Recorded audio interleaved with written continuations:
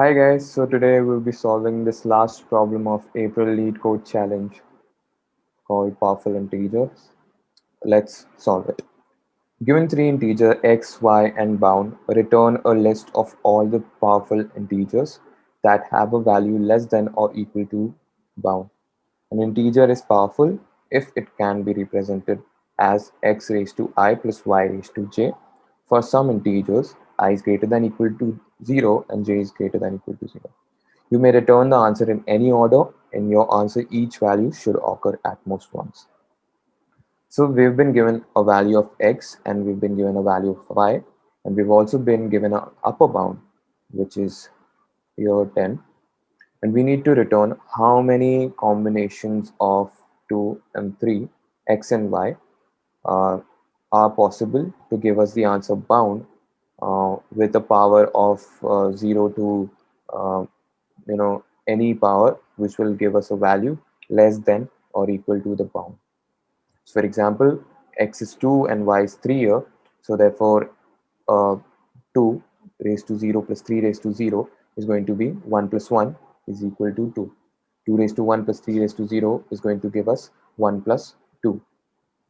2 raised to 0 plus 3 raised to 1 will give us 1 plus 3. So 4. So in this way, we have to return the number of possible combinations of x and y with a power which give us the sum uh, as a value which is less than the bound. So 10 is considered here. So 2 raised to 0 plus 3 raised to 2, which is 9 plus 1, which gives us 10. So we need to return that. So it's a pretty simple problem, and we can solve it by the intuition for this would be that we need to find the first we need to find the number of uh, powers which are giving us less than equal to bound. Okay, so how many powers are there which give us less than equal to bound for x as well as for y, and then we'll be running two o two uh, two for loops to understand the combinations for it. And when x is equal to x equal to 1 and y equal to 1, at that time we break. uh, and we also need to understand that we don't need to go uh, above the bound. So we need to insert only the elements which are below the bound in the sum. So for that we'll be using the set. So first let's code it, and I'll explain how we can uh, get the counts of x and y powers, and we can put it into the set. So first we'll be creating a set, unordered set s. Now first, as we know, we need to count the number of i's. So for that, while power of x comma count I is less than bound, till that time we do count I plus plus. Now if x equal to 1, we know that we should break. Okay, and then we take account of the y variable, so I call it count of j y till the time power of y comma count of j is less than the bound. We do count of j plus plus, and if y is equal to 1, then we break. So what we have done here is that we have taken the count of how many numbers which are possible which given a power are less than equal to the bound. So how many 2 raised to something, 2 raised to 0, 2 raised to 1, 2 raised to 2, 2 raised to 3. So how many 2 raised 2's are possible that give us a number less than the bound. And here also how many 2 raised 2's give us a number which are less than bound. So we've done for x and y. Now, as I told you, we'll be running two for loops int I is equal to 0 till the time count of I. Okay, till the time the numbers are less than equal to the bound which we calculated up. So j is less than count of j plus plus. Now, first we check if power of x comma I plus power of y comma j is greater than bound.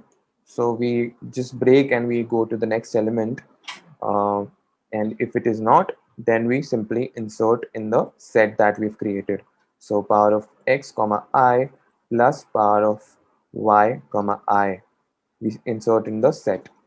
Now that completes the function for which we need to find and insert into the set so that the elements are also unique. We've used the set here. So we need to convert the set into vector because we need to return a vector here. For that, we'll be doing return vector of int and simply s dot begin comma s dot end. So we'll be passing an object of vector and we'll be copying the set into the vector and we'll return that.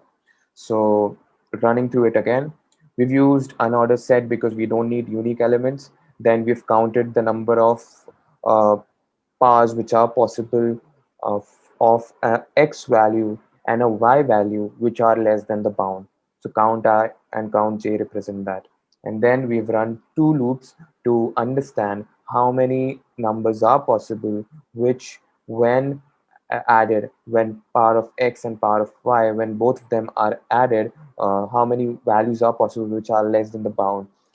And those we have inserted into the set, and set has only unique element, therefore no duplicate elements will be stored. And then we have created a vector and we've stored the values of set into the vector because we need to return a vector here.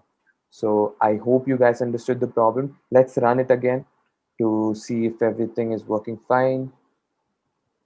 Okay, we've got some errors. Okay, y raised to j. Okay. Hmm. Yeah, that seems fine to me. Yes, that is accepted. So I hope you guys understood the problem today. And that's the end of April Lead Code Challenge. So do solve it. It's a fairly easy one. And this code is very intuitive compared to all the other codes which are there in the discuss section. So do solve it. Thank you.